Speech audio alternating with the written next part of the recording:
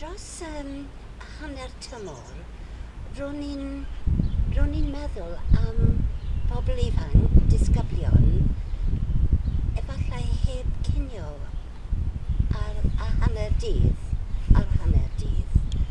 A ro'n i eisiau gwneud unrhyw beth, ond rhywbeth.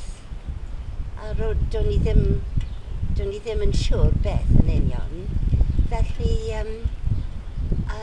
ysgrifennais i Rosa, achos dwi'n nabod Rosa yn barod. A dwedodd hi, dewch chi i'r banc bwyd.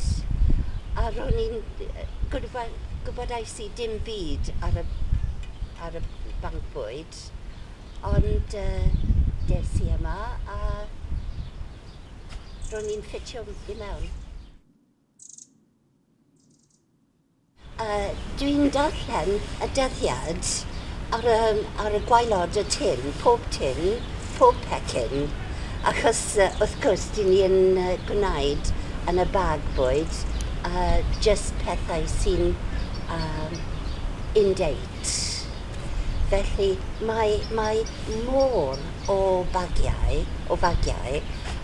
bore Sadwrn, a mae rhaid checio popeth.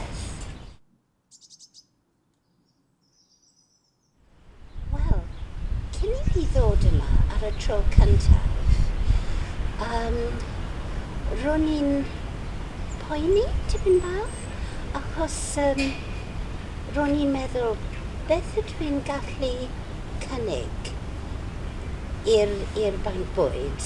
Dwi ddim yn arbenigwr, felly dwi'n meddwl bod llawer o bobl yn meddwl yr un peth, gyda elusennau beth bynnag, ble bynnag.